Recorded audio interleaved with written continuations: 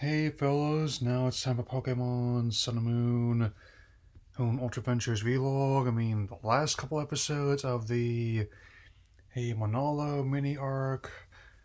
So let's keep going with episode 88, the Prism Between Light and Darkness, which sees the Ultra Guardians entering Ultra Space once again as the conflict with the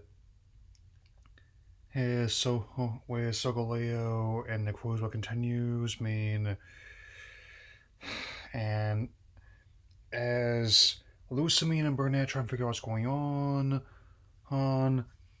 Faba and Professor Kui, they defend and the islands from the Matoi Matrix, and also rather like again how they're poking fun at their rivalry between Jesse and Matoi, which is mostly one-sided on Matoi's part.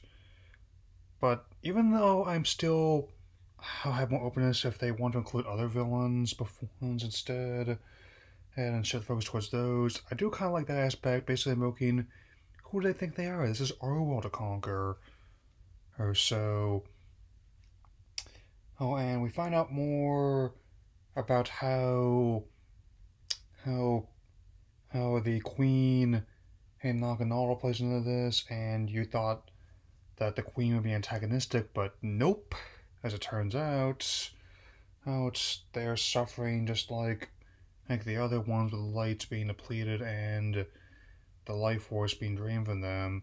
Also, the Queen is on the list of characters that are telepathic in this series. And now it's a common way of dealing with a language barrier, but hey, do you. Oh, and as they're dealing with like the dusk form of Necrozma, being in bond with Sogaleo and trying to get one into Lonola, this leads directly into the events of episode 89, Securing the Future.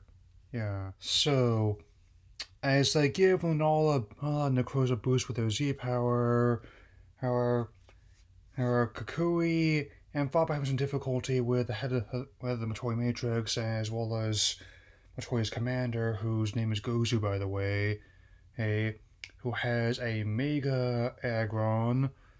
However, Kukui has one more trick up his sleeve with Incineroar, able to defeat Mega Aggron with Melissa's Moonsault, but at the cost of outing him as a Master Royal. But also turns out that Faba is a fanboy for the Master Royal. Who knew? I still believe that they're trying to go. He's still just trying to keep a facade that everyone basically knows and decided to play along anyway. So. And the Z power still isn't enough to quell all the chaos, so the Manala Festival it's a new meeting for everyone to lend their energy.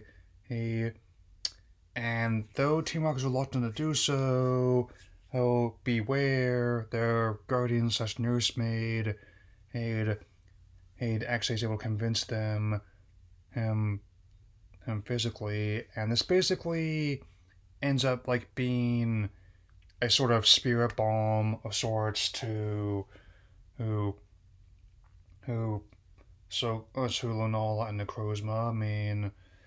And naturally, this occurs right as Burnett cracks it with the old books, and this whole arc is also further proof that the whole idea that the series Bad Planets out is a load of bunk, if I'm being honest. In a sense, I still submit that watching all these at the same time actually suggests that they're better planning things out than other series. Series often more than people realize. In fact, definitely going to be addressing this in some other videos I got planned for this year. But if they see problems, they try to find solutions to them, even if they're not always in the ways we expect.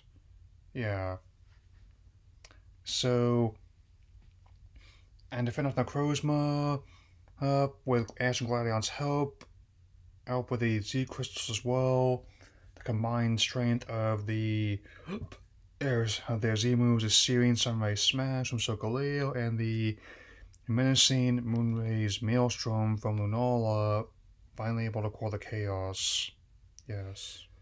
Though the episode arc as a whole do have one little joke about Kaku being on the weather. On a more her bittersweet notes, this does show us his Poipole deciding to stay with the Queen and the rest of its brethren for now. But as I will explain in the next season, it's not the end for our Poipole at all, man.